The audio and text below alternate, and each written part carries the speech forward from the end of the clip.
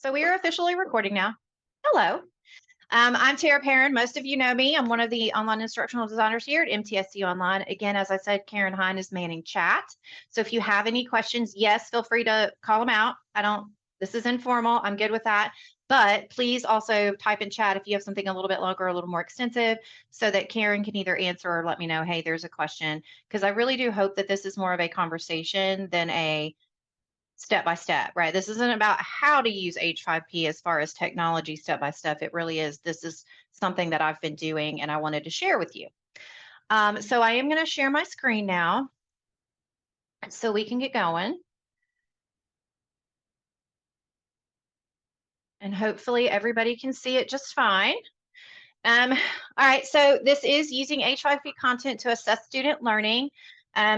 And this is what we'll be talking about. It really is a case study from my experience.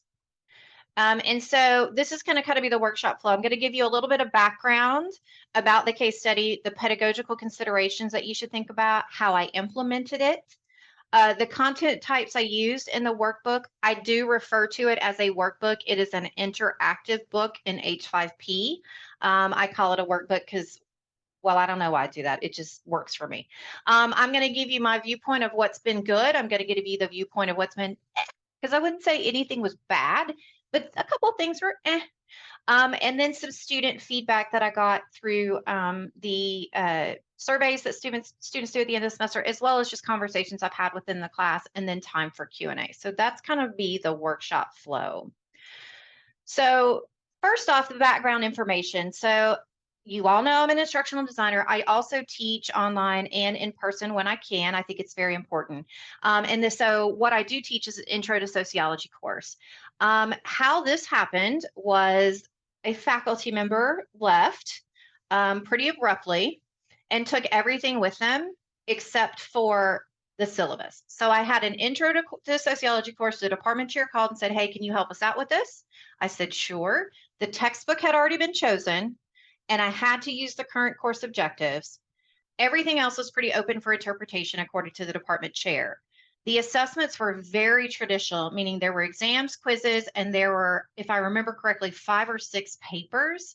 From my perspective, that's a lot when I'm also an instructional designer. So I was trying to figure out a way to make it more interactive for students and also to make it a little more efficient for myself, because that many papers in an intro sociology course can be tough to keep up with when you're not fully instructor full time. And so the assessment was very traditional, but the department chair was like, it is open to whatever you want to do as long as you're meeting and aligning to the course objectives. I had 2 weeks to get everything. Well, not everything. I had 2 weeks to prepare. This was about 2 weeks before the semester started that I got this information, that I got the textbook.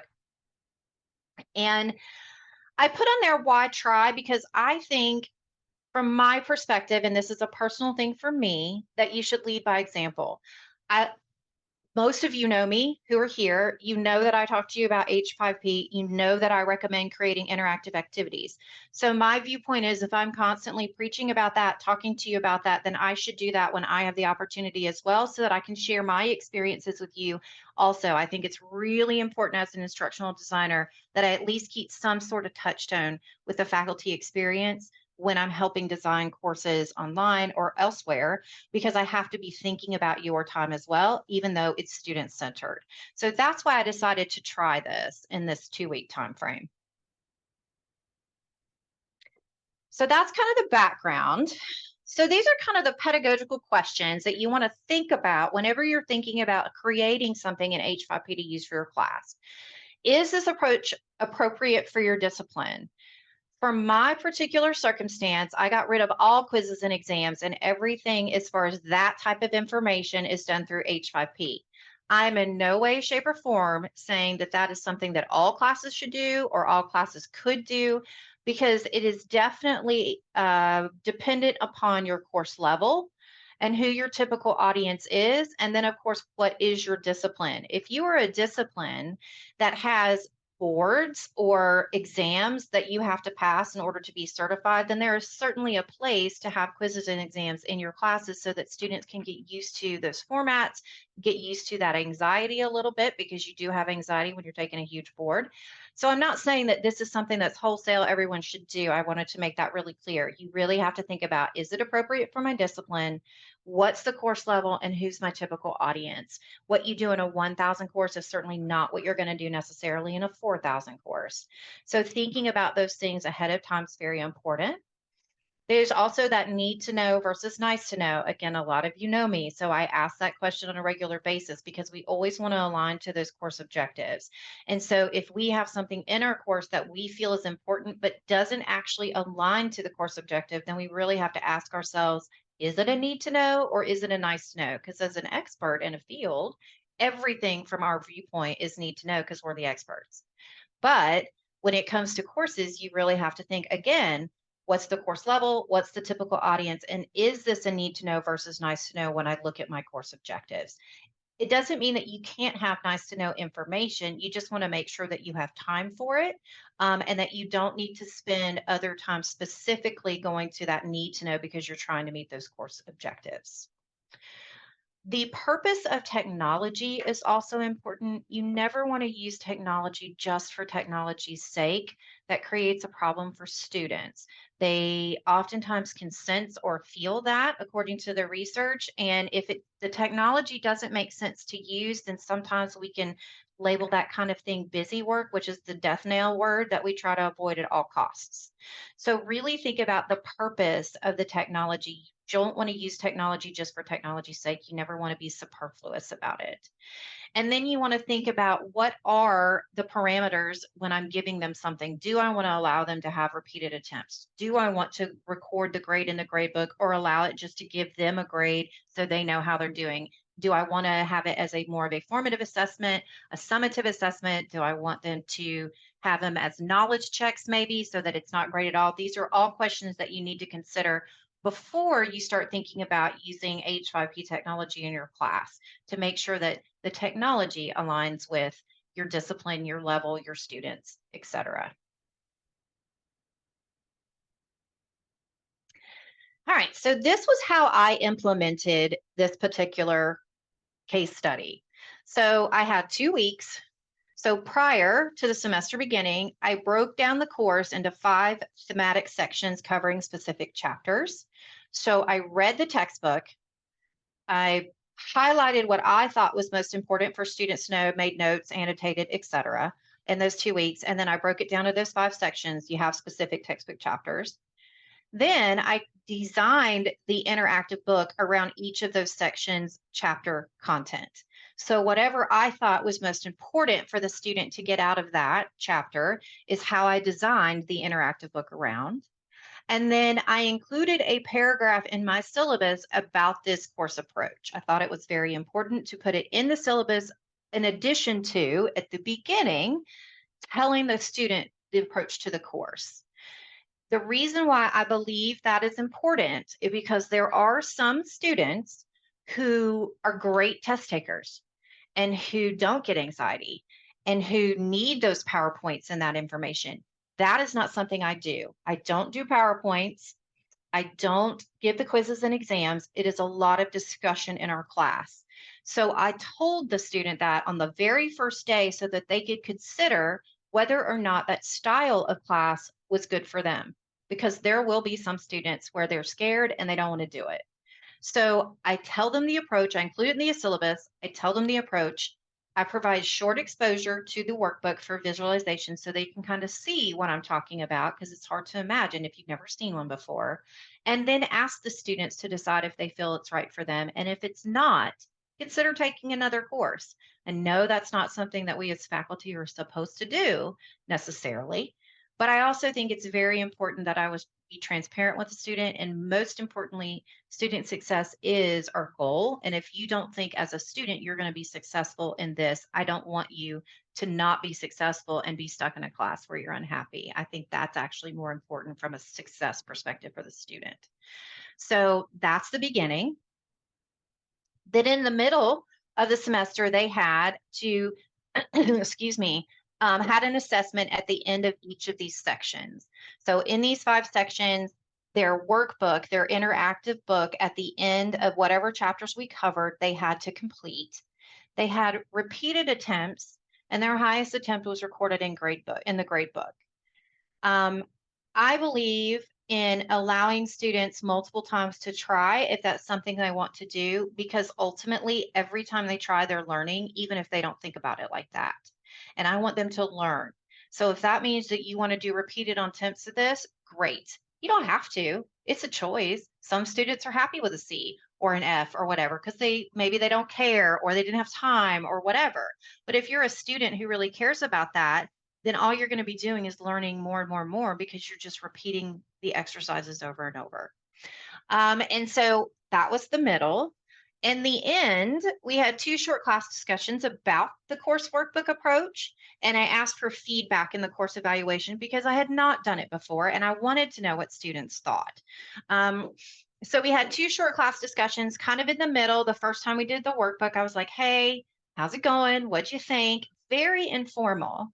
And then at the end of the semester, the same way, almost like a little focus group, and saying, what did you like? What did you not like, et cetera. And then again, giving that or asking for that feedback in the evaluation so that students, hopefully, if they really did have feedback that was not good, but maybe they were a little intimidated to tell me, or they just didn't want to because it was going to be something not nice, they could put it in that evaluation and I wouldn't know where it came from. Any questions so far? Okay. So this was implementation. So what did I make, right? So I made an interactive book, the workbook, and within that workbook, these are all the content types that I put in the workbook, with the exception of the crossword, because you cannot embed a crossword inside an interactive book. I don't know why, but you can't. Everything else was in this interactive book, and I am going to show it to you as well. So please don't think there's not going to be a show and tell portion so you can see what it's like.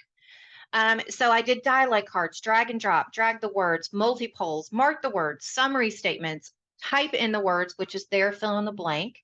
And then various question types, because I still had a few true false questions, multi-select questions, single choice, which is their term for multiple choice. It's called single choice because there's only one answer. It's kind of confusing at first.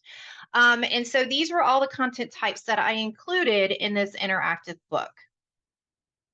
And on the side of the screen where you see the screenshots, is those are literally the screenshots of the things I created in H5P that were in the workbook. For the most part, the accordion wasn't in the workbook. I did use one. But everything else said for the crossword puzzle was actually in the workbook. So for just a moment, let's talk about the good and the eh. I wouldn't say that anything went bad, which is why I didn't say the good and the bad.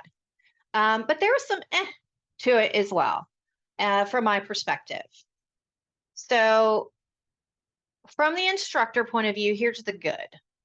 You can use different teaching methods and tools to suit your students. And you can consider potential classroom uses that are typically reserved for either passive lecturing or testing. Because H5P activities are dynamic, it also gives more flexibility to the student because they can do it on their cell, they can do it on a tablet, they can do it on their lap or desktop because it is dynamic. I really appreciated it because it gave me the flexibility in the classroom to not use classroom time for testing and reviews. It allowed more time for discussion about the topics, which is really what I wanted to get to the meat of within the classroom time. So I really appreciate when you're teaching in person, it gives you more flexibility in that way. It also gives you more flexibility in online because not only does it still allow you to use different teaching methods, but you also can spend your time and the student can spend their time working on other things because this one isn't the same level of anxiety. They're not trying to cram for it, etc. And it allows you more flexibility as well because, as we'll see in a minute, everything's still auto graded. So you still have that flexibility of time. Increased connection. When you are choosing interactives, you are communicating to your students that you're invested in their learning because you're literally giving them different pathways to learn. So from a student perspective, you are more invested in my learning because you're not just giving me what the textbook provided for you. You're not just giving me a multiple choice test like I'm used to from high school. You're doing something more. And I know that you had to take the time to do that. And because you took the time to create something, they infer that you care about them more, that you connect with them more because you spent more time on doing whatever. And then efficiency. All H5P activities can be embedded in D2L, and many of them are auto graded. So that's a great feature because a lot of times the reasons why we use quizzes and exams is because they are auto graded, because faculty don't have a lot of time. Y'all are always compressed for time because you have 500 million jobs. And yes, I said that on a recording because it's true. Um, so it's really important. I'm not trying to create more work for myself. And so I want to make sure that the things that I'm choosing, if I'm choosing them to be formative or summative assessments that have a grade attached to it, I still want to keep that auto grading. I'm not getting rid of that. I also like too that students can send you a message directly from the workbook if you use the I'm confused feature, which means you click a button that lets it say I'm confused. The student literally, if they don't understand something, they can just click that button and send you a message, and that's it. You get the message directly in email, and it'll say in your email, you have someone that sent something that says I am confused. It'll tell you who it's from, and it'll say what they're confused about, whatever they typed. It's kind of like a chat feature, but it sends you an automatic email. So I think that's fantastic because if you are getting a lot of I am confused notifications about the same thing, then I, as an instructor, need to go in and say, okay, is there something wrong with this question? Is there something wrong with this framing? Because as we know, if all students are struggling with it, chances are it's on my end rather than on their end if everyone's having an issue. So I really like that feature within H5P, that confusion. Also, too, you get a report option to track student attempts and scores. So even though you may record the highest attempt in the gradebook, you can go in for every student and see every attempt they made, what time they made it, what their highest score is, what their original score is, etc. It's a great report. It's very straightforward. And again, it'll tell you exactly what the student did or didn't do within H5P. So these, from my perspective, are the good. Any questions about that? Okay. So let's talk about the It was time consuming in the beginning. Anybody who's ever planned a course, we all know it's time consuming. So in the beginning, it really was, I had 2 weeks. So I read the textbook and I created most of the activities before the semester started because I didn't want to get caught trying to create things while I was also trying to grade and also doing my ID job, et cetera, et cetera. So it was a little time consuming to start because I had to read each chapter and decide what I wanted, had to go back to that need to know versus nice to know. So I read the chapters. What do I want my students to make sure they walk away with from this chapter? I want them to read the whole chapter. This textbook is actually a really great textbook, which you can't always say. But at the same time, I need to stick to what are my course objectives. And if my course objectives are not being covered, then I'm not doing what I say that I'm supposed to be doing for my students. And so, yes, it was time consuming in the beginning because I had to read all the chapters. I had to decide what was most important. And then I had to build the activity itself. So it's a little time consuming to start. At the same time, once you've created it, you don't have to keep reinventing the wheel. You can use that same workbook again, or you can clone things and change stuff without having to whole scale restart. So it really is just at the beginning, but I would never say it didn't take time because that would just be a lie. That's not true. Errors caught on the fly. So if you build directly in technology, errors can be difficult to catch. Again, I think a lot of you have probably heard me say that a million times. That it's really best to build outside of the technology so you're not limiting yourself to what that technology says it can do or what you know it can do. But that also means at times that there could be spelling errors for uncommon terms. Like, for example, Leanne's in nursing, they have a lot of medical terms. You could miss a letter. So that can happen. And it's not easily spell checked because it's some weird drug that's in pharmacology. You can select an incorrect answer, meaning you accidentally choose the wrong answer, or for a multi-select question, maybe you forget to choose one that's actually a part of it. So you really have to make sure that you're you're doing that, catching those details. And then the cut and paste error, because you can do a lot of cut and paste within H5P, particularly, say, for example, if you were doing summary statements where you give the students a list of statements and they have to pick the correct one before they move on to the next summary of statements. I actually found that was where most of my cut and paste errors were. There weren't too many, but there were a couple. So those were kind of the errors. Catching on the fly. At the same time, I embraced that and told my students, if you catch errors, let me know and I'll give you a bonus point. It gave them an incentive to really pay attention, and students took advantage of that. Now, luckily, I didn't have to hand out too many bonus points. Y'all know that I'm pretty meticulous, detail oriented, but still gave out a few bonus points. And that was then it was kind of fun for them. Let me see where Professor Perrin screwed up. Because students love when professors screw up, and we own that screw up because it makes us more people than professors. And then technology concerns. Just like, say, with Examity, you want to have a short H5P activity at the start of the course so they can become familiar with using it before you do like a formative or summative assessment. So maybe you have them do a syllabus quiz through H5P in some way, or a syllabus, not breakout room, that other room that I can't think of at the moment. Have something like that, or a scavenger hunt that leads them through things, or maybe you have them create a structure strip based on the syllabus. So you have them do, this is what this says, this is what this says, just something to get them started so they have more of a comfortable feel for H5P. They know what it looks like and realize that they can do it on either screens and it's still going to be dynamic and work for them. But again, just like with Examity, you want to give them something that's not weighted or weighted so small, or maybe it's a bonus point to make sure they do it so they're more comfortable with it once they get to the actual workbook. Questions so far? Any questions? Oop, I'm sorry, I lost my PowerPoint.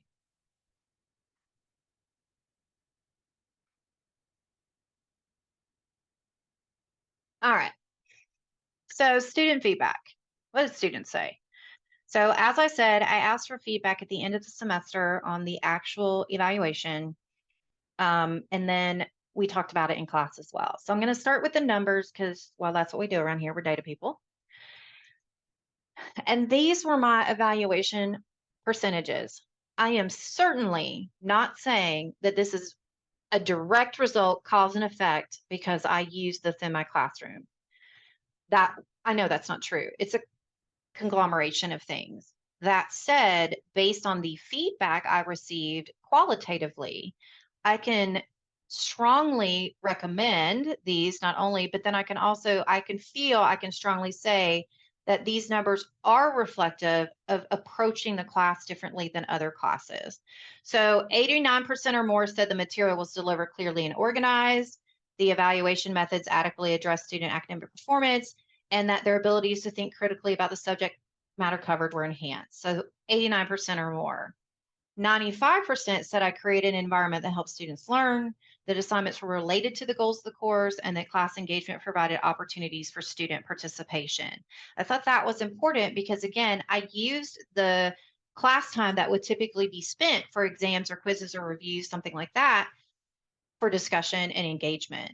And then I got a 100% on caring about learning. And that was so important to me because we know that if students feel like we are invested in them, that we care about them, then they are more likely to persist, they're more likely to matriculate, they're more likely to graduate, all of those things that we want students for student success. And so, as I said, while I understand this is not a direct cause and effect, I absolutely believe that having the course presented in this way did help these numbers specifically, particularly about the she cares about my learning. So those were some of the numbers. But what did students say? I think their voices, even though we use data a lot to break down into numbers, I actually think voices are more important. From my perspective, I'm a qualitative girl. So the voices of students, what did they have to say? And I have quite a few quotes on here. I'm not going to wholesale read them to you because I feel like that's weird, your faculty. And that was something we would tell you never to do. But just a couple of the highlights talked about enthusiasm for class and interesting assignments, that I was strict but flexible because I made it really clear to students just because you're not taking quizzes and exams doesn't mean you're not doing work. You're actually going to be doing work. And how it works out for most students is they do more work because when you ask students in a classroom, do you study a little bit per day for your test, which was we know what we should do, or do you cram the night before and hope for the best? And almost all the students raise their hand and say they crammed the night before. Well, that to me tells me they're not really learning, they're just memorization. And memorization may be important in some disciplines and is important, no doubt, but it's not necessarily learning the way that I wanted the students to be able to take away with them. So, and even someone mentioned that where it says this is very different from other classes that expect the memorization and regurgitation of knowledge with quizzes and exams. Um, I did a good job of making them think critically about it. I gained abilities that will help me become a better and more understanding person and see the whole situation of things. Everything kept me indulged. I'm pretty confident the student meant engaged in the class, and I learned more rather than stressing like in other classes. Another one, the last statement, one of the only classes where I actually learned.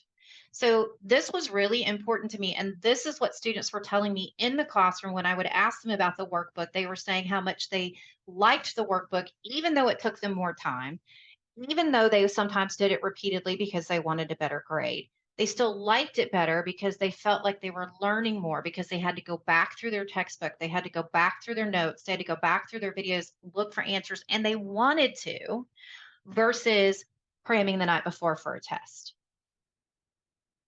And so I was really excited with the feedback that I got from this particular set of students. And this was fall of last year.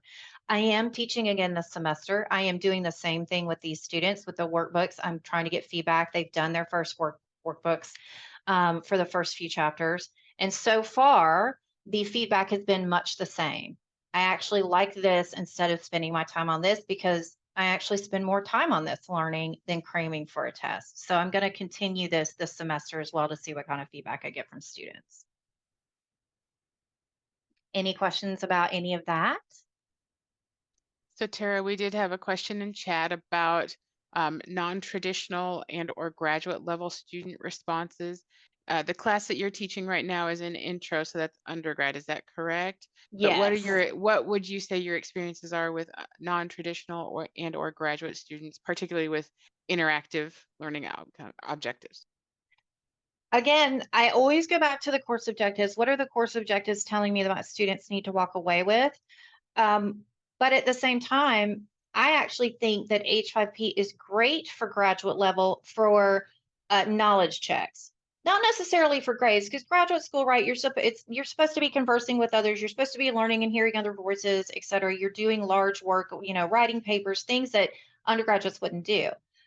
But I do believe that they have a place because if you put them in there as knowledge checks, say you give them a crossword puzzle to remember terminology that they should be bringing with them, it gives them something to do that's more interactive, that's also auto graded for you, and you can see where the student is struggling if need be based on either how they did or the report itself. So I do think there's absolutely a place for these in graduate school. I don't know that it would necessarily equate exactly the same just because as I said at the beginning, you have to think about your course level and you have to think about your student audience. And again, and the discipline as well. So I felt like in an intro sociology class, this was a great way to experiment with this particular technology so that I could have the experience that I'm always trying to get you to have, because I want to be able to understand more your experiences as well. So that as we're having these conversations, I'm not telling you something that students don't like or they don't want, or right. It's always about making sure that the student is the center of everything we do and everything we can do to make that student successful while still holding them accountable. Because this workbook, which I'm getting ready to show you in a minute, um, it wasn't easy. I didn't make it easy, and it was a lot of work. So, and that's why one of them said strict but flexible.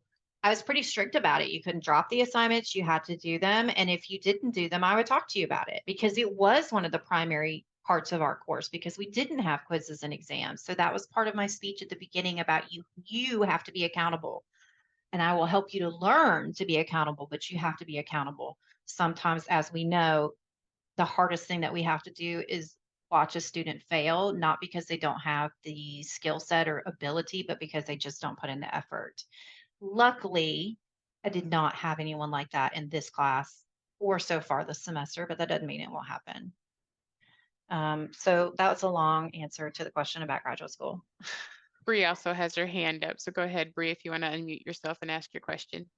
Yeah, I just thank you for answering that part of it too. I think the other thing that most plays on my mind because I'm thinking of a graduate course that I might be able to implement this a little bit, like you're saying, as like knowledge checks to then focus more on the actual like writing that the student's doing and everything like that. But I'm also curious about the barrier for entry specifically for students that are kind of returning to school or who haven't grown up with the kind of technology that our freshman students have.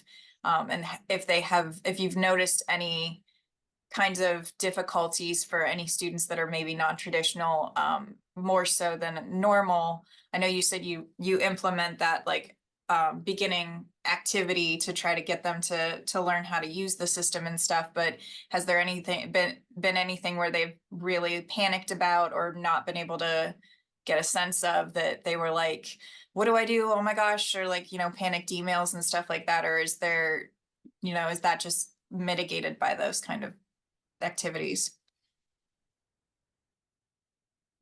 In this particular case study, I did have one adult student who was older. He did not have any trouble. He really loved the activities. I can't speak to the rest because I only had the one. Now, I know there are some people in the meeting now in the workshop who have used some of these things in graduate level classes if they want to speak to that, if they've had issues. But I will say, including that H5P activity in the beginning to get them acclimated, it's really important because it does take away some of that anxiety.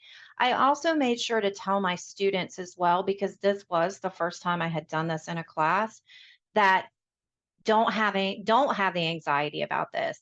This is something that you can do over and over. If you don't get it the first time, you can get it the second time, as long as it's open, right? Because I did end it by a certain date. But as long as you want to keep trying, keep trying. So that also took some of the anxiety out of it, because if they didn't do well the first time, maybe because of a technology reason, no big deal. I'll just do it again if I so choose. And most students did choose to do things if they didn't do well the first time in this experience. But as I said, for that particular student, he did not have any issues, but I don't want to say something that I'm not confident about necessarily. I do think that that activity at the beginning does mitigate a lot of that. Thank you. You're welcome. Other questions? I just wanted to clarify one thing you said, Tara, and that was Yes. that you do have a close date for some of the activities. And I'm assuming that's kind of to make sure they're not cramming all of it in at one time. Yes. Okay. Yeah. Well, and as I said, I'll show it to you in just a minute. I actually forgot to open it before the workshop. Yay me. Um, yes, I had an open and close date. So it did actually, in the activity within D2L, it had a start date and an end date on it, because I didn't want them to go too far ahead, right? Because it did cover certain chapters. And I didn't want them to try and be like, oh, I forgot to do my workbook, I'm going to do it 7 weeks from now, because that's not really the point either. So there were still deadlines, so that students would stay on track and keep up with what we were doing. But like I said, I did try to de-emphasize anxiety. I guess that's the best way to put it, for these students, because I didn't want them to have anxiety about these activities, because these activities are meant to be more fun than having a quiz or exam that creates anxiety. Mhm.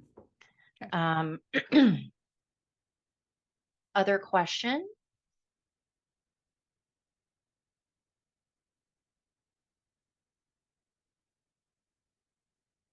All right, so that's kind of the end. I don't even know what time it is. That's sort of the end of the presentation. So I'm going to get into the workbook. As we have more questions, I'm going to stop sharing my screen for just a second so I can get into that workbook.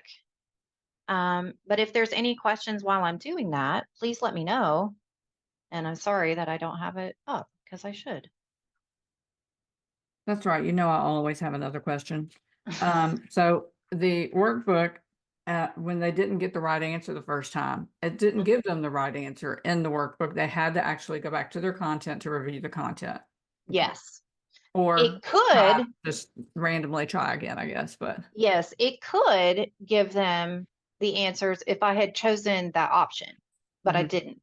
So when I went through and looked at things, I chose the things that I thought, okay, I chose the things that I didn't want them, like I said, it was about less anxiety. And if you want to attempt it multiple times, you're just learning every time if you don't, even if you don't think about it in that way. So that's why I approached it in that way. got it. Any other questions? Terry asked a question in chat about having a start date, but not an end date. Sure. I mean, that again, those are pedagogical decisions that are completely up to you. You don't have to have an end date. If it's okay with you that the students do whatever it is H5P activity that you're creating at any time, that's really a pedagogical decision. For me, I thought it was best being an entry level class to keep them on track and have a deadline. I don't necessarily think that's the case for other levels of courses, depending on, again, the use of the workbook. Is it a formative assessment? Are you using it as a summative assessment at the end?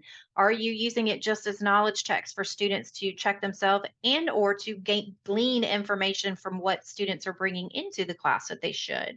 Like maybe you want to use an H5P activity for a review because you teach a 4,000 level class.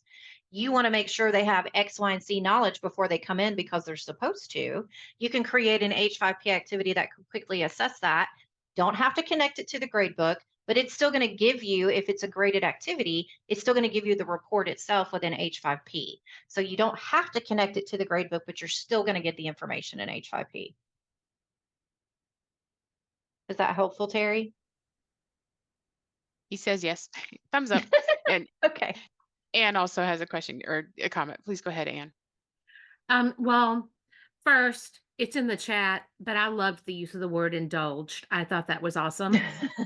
It made you sound like chocolate. And also, so just how you used it, I may have missed it.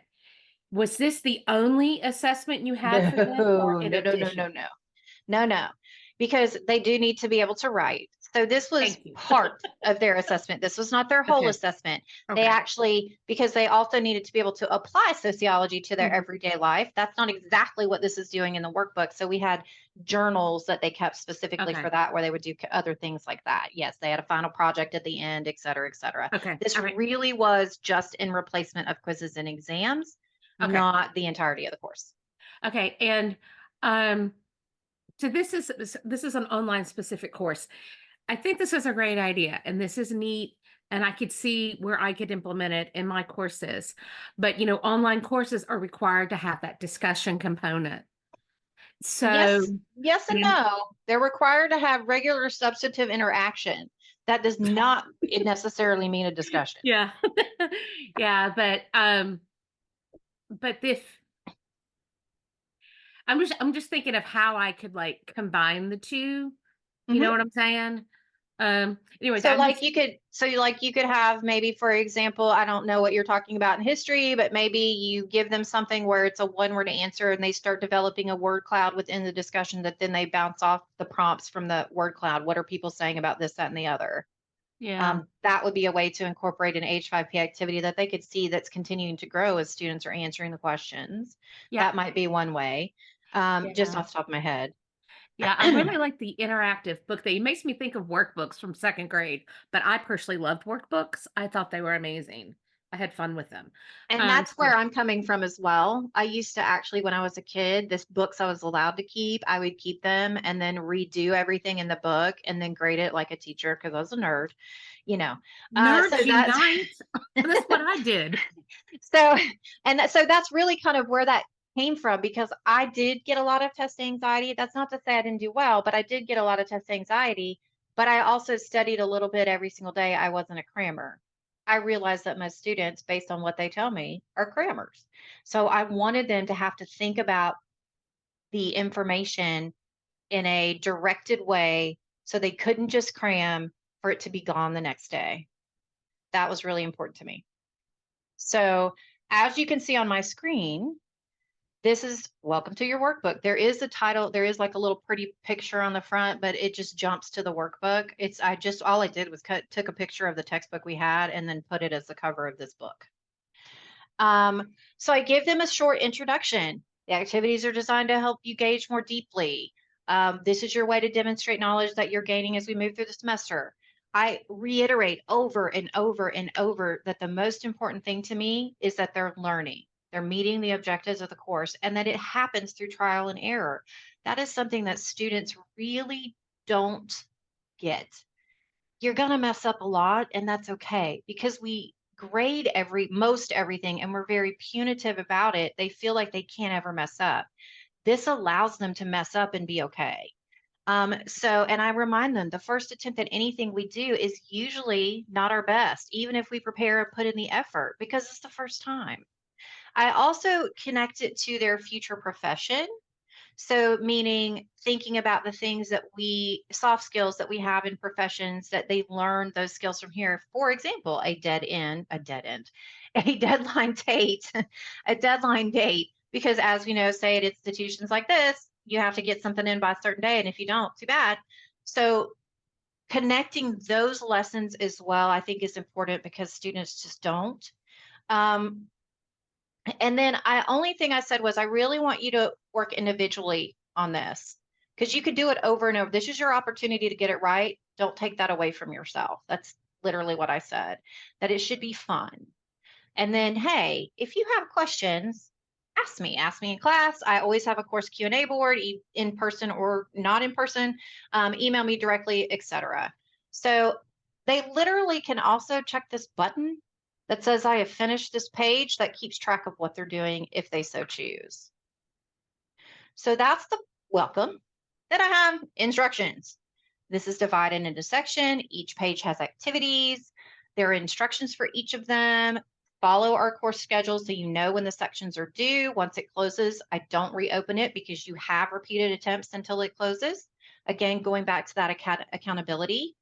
And so it serves as a way to learn through trial and error because we often learn more from our failures than the successes. And so I said, to honor that belief I have in learning, and in each of you, please do these in good faith, i.e. independently. This is your opportunity to get it right without penalty, so just give it a shot.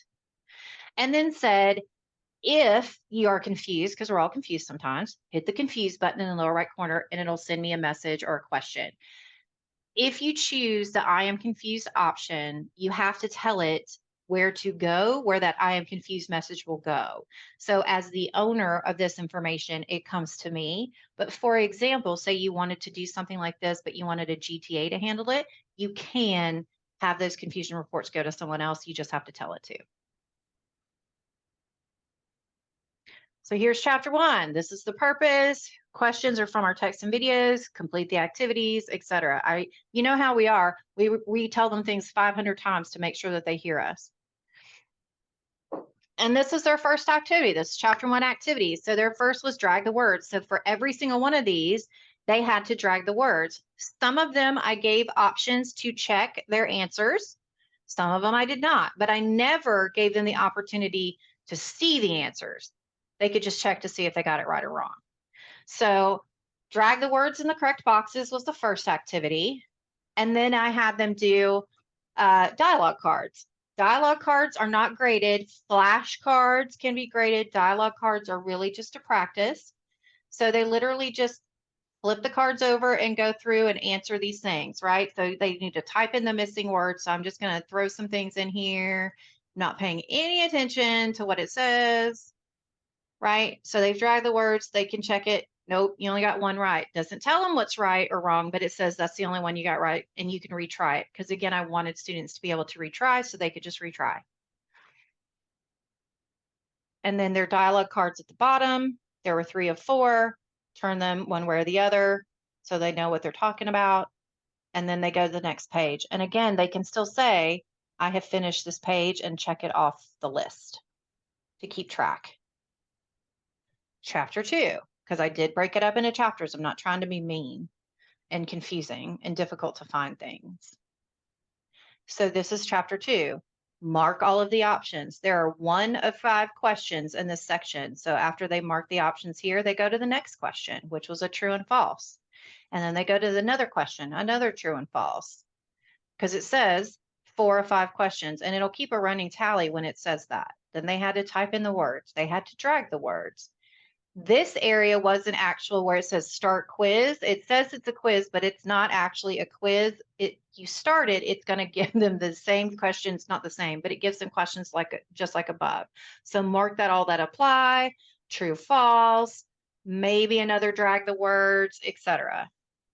Here, this is where students can highlight words and say what the social institutions are. So like, for example, one of the social institutions in sociology is family. So they click that word. They were to go through and click every social institution within this little paragraph that I wrote right here. That was also part of their activities. Again, type in the missing words. I did a lot of type the missing words and drag because students seem to really like those. And then I also did drag and drops when it came to things like theory. Let's drag what goes into what thing. So for example, we're just dragging and dropping, right? And then they could still check it. You got 3, but you didn't get this one. Do you want to retry? Sure, I'll retry again. So that was the sort of activities that were in here. And again, then I added dialogue cards again. I'm a big believer in dialogue cards just because it just gives you that moment to read whatever that important information, what I deemed important from that textbook, it reiterates it here. Chapter 3, much the same. I got a little bit more difficult here where I did choose the correct statement because students have to choose the correct statement before they can move to the next statement. And so that's a little bit tougher from my perspective. And this is also where I did some cut and paste. Oops. Because you can cut and paste when you're creating them. And I would forget to change a word or two. So there'd be like 2 of the same that only happened a couple times.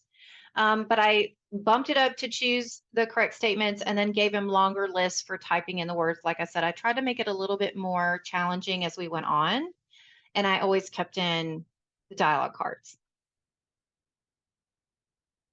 And then at the end, this is what it gives you. This is what the student sees. That you get your score out of whatever the score is, your book progress, how you're doing, your interactions progress, what did you do?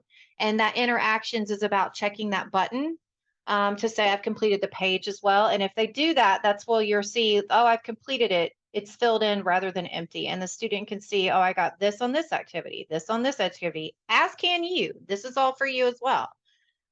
Because it goes all the way down for all the activities.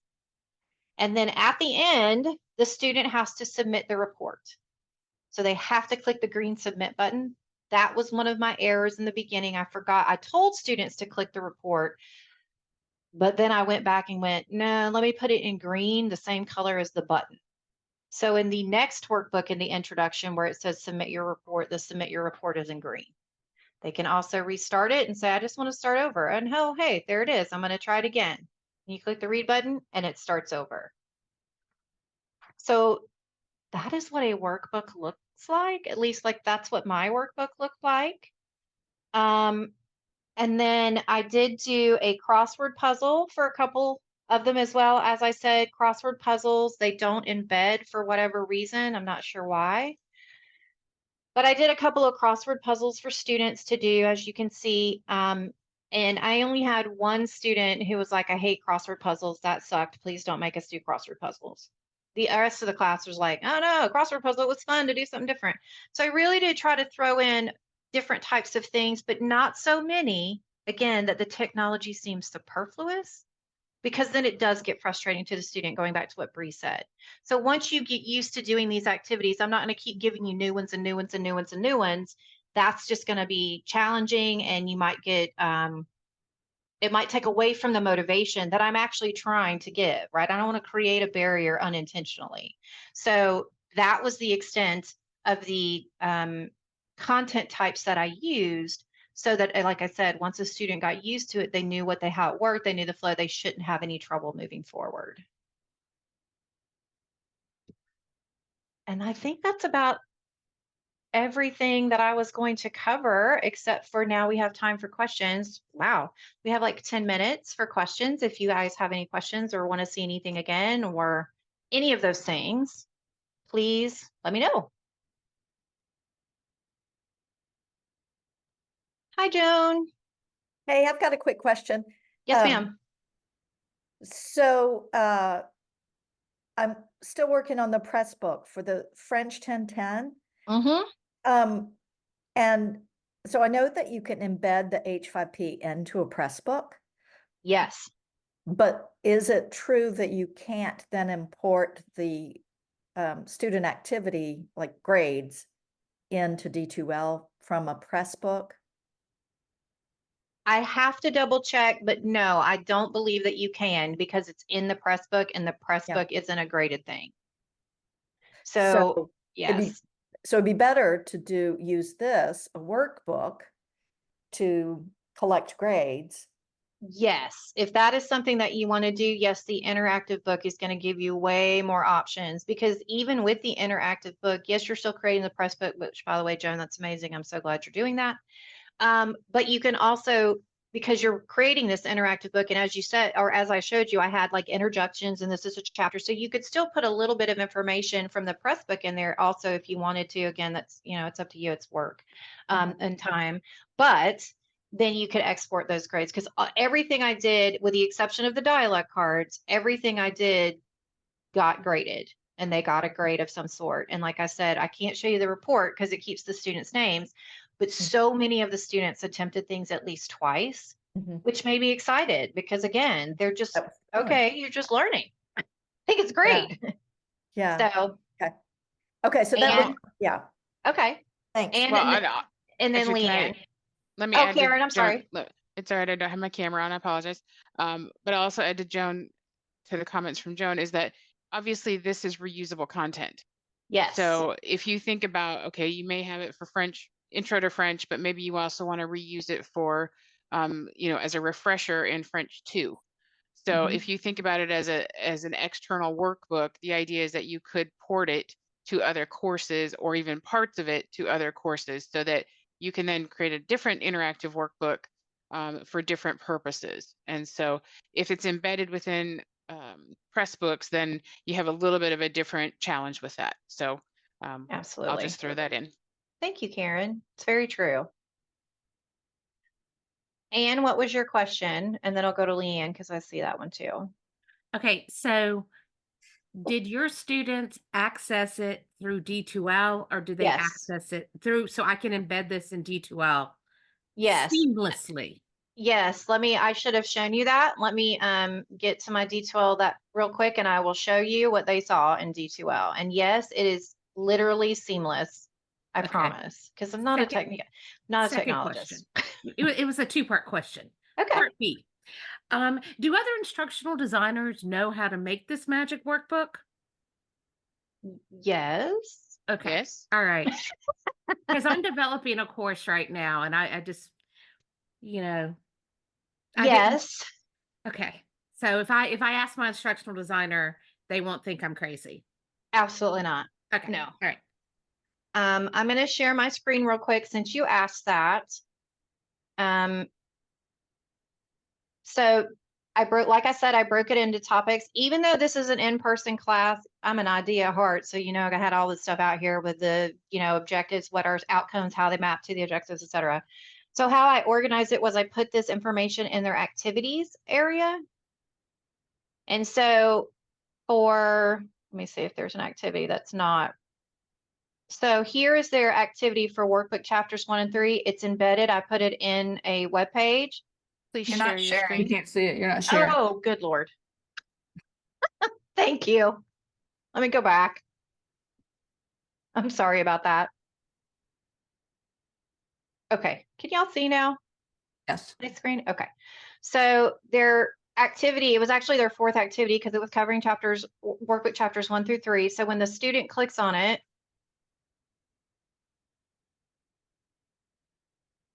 that's what it looks like. Now it doesn't have the edit and the reports because I'm the faculty member. But that is what it looks like to the student directly from D2L. And see, I don't know if you can see it, but see where you can see this I am confused right at the bottom? That's what students can click on if they're confused.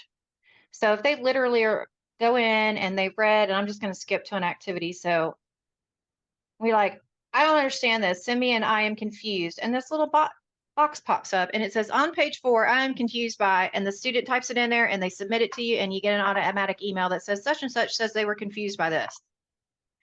I think that's a fantastic feature because students can ask their question right away online or in or traditional class. If they're working on this and something doesn't make sense to them, they can send you that message right there. And believe me, I had students send me messages this way. Not too many, but there were some places where students are like, I don't get this theory. I don't quite understand. This doesn't make sense to me, et cetera. So they would send me a little feedback button on the I am confused. It was fantastic. The first time I ever got an I am confused report, though, I was like, what is that? I am confused.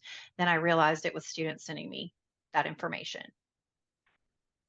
So it is very seamless in the workbook. Stop. Because I embedded it right in and gave them even more instructions, right? It's all about telling them things 100 times. Is that helpful, Anne? Very, thank you. You're Of welcome. course, I want to make it do something it probably doesn't do, but that's okay. That's me. That's all right. What was your question, Leanne? I was just curious as to how you started. Did you start in H5P and start creating things, or did you start in D2L and then go to H5P? I always create things in H5P and Okay. then embed them in D2L. I know you probably can't see this, but I have literally my little login for H5P as a bookmarked for me Mhm. because I go to it so often. So I always create an H5P. If you try to go through D2L, and it gets more it looks more complicated. It's not that it is more complicated, but it does look more complicated Mhm. than just doing it directly in H5P. That way too, I'm also, because remember, excuse me, if you've been to any of the workshops, H5P is a file folder system just like anything else. So it's easier to organize from my perspective. You just go right into the software itself and then embed.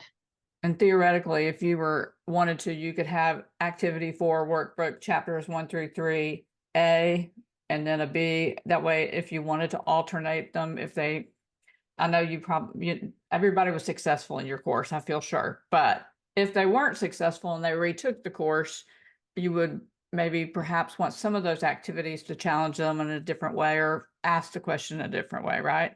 Yes, and I certainly too, if I got, as I said, if I got I am confused about the same thing, Mhm. which one question I did because I marked the wrong answer because I was trying to do things quickly. So I got a lot of I am confused. You said this, but now you say this. It lets me know too, if I get several of them, that it's probably an instructor issue, not a student issue. And I think that's important too, because we don't necessarily get that opportunity when we're giving quizzes and exams, whether we're doing it through D2L or paper, old school, however you do it. We don't necessarily get that right away. And we know we do make mistakes sometimes as well. So I just really appreciate that feature, but you're right. I would have, if I were to teach this over and over, I would probably create a few different workbooks that basically had all the same information, but just in a little bit different way, so that I did have different options for that. That would be something I would do. That's why I say it's a little time consuming to start. I'm not going to lie about that. But I also think ultimately it will not be more time than you already might be spending creating quizzes and exams, unless you're just using the publisher material. That's different. If that's what you're using, then I don't necessarily say it's going to save you time. But I am not a huge fan of using publisher material exclusively, but that's just me. That's my pedagogical thing. I know we're pretty much out of time. Are there any other, I'm going to stop sharing my screen. Are there any other questions before I stop recording? I Bye, just have Joan. another Yes. question. Yes, Okay, ma'am. so you began by selecting in your H5P, you select create a workbook, Interactive book. Yes. you select interactive book. Yes, ma'am. And then within the interactive book, you're deciding which exercises to create? Yes, absolutely. Okay, Yeah. thank you. So the first thing I did was I read the chapter. What do I want my students to take out of this chapter? That was the very first thing I did, and how it connects to the objectives, because again, we're all about alignment, ID. And then I was like, okay, what activities do I think students would most enjoy that are auto-graded? Because again, didn't want to create more work for myself, that then reflect what I want them to know out of this book. Because we give them, and I didn't choose the book, like I said, I was lucky. It's a great book, but that's not always the case either, right? So I think it's real important to figure out what it is that you really want students to know, because otherwise they try to learn a little bit of everything and ultimately sometimes learn a whole lot of nothing. And I really want them to take this information with them, because it is an intro course. It is a gen ed course. And of course, for me, since I'm a sociologist, I think it's applicable basically to any discipline you're in, because it's about people. But again, I still had to go back to that need to know, nice to know. And I had, not that I didn't have empathy for you before, but now I even have more empathy, because gosh, it's hard to make that decision when everything you love is important to you. It's so hard. But always going back to those objectives is going to be your foundation. Is this in my course as an objective? If it's not, then put it to the side. And once you get everything done that's required, do you still have time for the students for this? Because it's so important to you. And so again, I'll follow up on Joan's question. Tara, as you were thinking about how you were organizing your interactive workbook, did you think by having, because you can list multiple objects, multiple learning activities on a page, is that how you ended up organizing by chapter versus a different set of pages in the workbook? I did, because I was following the textbook specifically. That is why I designed it exactly that way. I thought that was important, and it would not create additional potential confusion for the students if it was directly aligned with the book. And it also made them read it more. Honestly, at least from the students, that's what they said. I actually read the textbook. Once they started reading the textbook, they realized it was a good textbook and they wanted to read the textbook, which was great. But getting them started sometimes can be a little tough. Just get in the, because we do take our time to pick textbooks. We do try to pick textbooks that are good. I mean, we vet them, we spend time on them, and then half the time the students don't read them. Partly they were also reading too, because I was very clear about, I'm never going to give you a PowerPoint or a study guide. You don't need that. I want you to not pay attention to the PowerPoint. I want you to pay attention to what the book says and pay attention to our discussions. And that was one of the biggest hurdles for them, because they're used to just having PowerPoints and regurgitating information. And I loved that the individual put that in their quote. I wasn't memorizing and regurgitating, because that's a nice way to put it. I usually call it word vomit. So, other questions before I stop the recording? Anne's question in chat was, I think, about navigation of jumping around to certain spots in the workbook, but that would probably, like, if her comment was, if they're in module 5, can it go directly there if they're in a different spot in the workbook? So does that relate then to how you organize the pages? So if you wanted to jump around from a certain section with, or a sub activity within to go to a next section, is that about, I know that there are nav bars on the left and progress bars on the bottom, but just jumping around, are there other ways to do that? No, I mean, that is the best way. That is how you kind of jump around. And I always make sure the students can go back. So like if they jump forward, they're not going to be penalized for going back, because maybe they wanted to skip something and going to the next. But I really did organize it around the book, because I felt like if I made it more complicated than that, they wouldn't actually do it. If I made it straightforward, I felt like I had a chance, right? Because it was still a chance. I felt like I had a chance, because they'd say, oh, if you really just go through the book, I can answer these questions. It's just forcing me to go through the book. And they had no idea what I would think is important, because I didn't use just terms. And I said, it's not a vocabulary test. That's not what this is. Yes, you need to know terms and we're going to learn them, but it's not a vocabulary test, right? So you can't just go to the back and go, what's the definitions? Even for the crossword. Because I wanted them to have to spend time on it. But it was definitely organized by the book. Yeah, so when you embed it in D2L, I'm sorry to be so ask so many D2L questions, but if No, you that's embed fine. it in D2L, Okay, I guess my question is, so the interactive book is in and of itself a distinct H5P activity, right? Yes. Okay, so you can't like, I guess a HTML equivalent would be an anchor tag. You can't like use an anchor tag, and so in module 5, they access chapter, module 5 in the workbook. It's just the whole workbook every time, and we have to rely on them to click the correct module on the left-hand side. Yes. Okay. Yes. That's what I thought. That was what I was getting at, because, give them instructions so they understand. But if they Right. see the same thing and they go, well, this is the same thing I did last module, even if there's a different, on the left, it says module 1, 2, 3, 4, 5, and they've done module 1, and you have it again in module 2, they go, I already did that. Some of them will. So I was just trying to, I'm just thinking, again, I want it to do things it can't do. So just ignore me. Well, and it really does partly go back to, again, for me, it does go back to holding them accountable and them holding themselves accountable, because that is part of what I was trying to teach them through this and in the course. And I emphasized accountability constantly because they're general ed class, 1,000 level. Most of them were freshmen. I mean, I had a couple of older students, but I emphasized all the time, you have to hold yourselves accountable. I am not going to sit up here and preach at you. I'm not a sage on the stage. That's not what I do.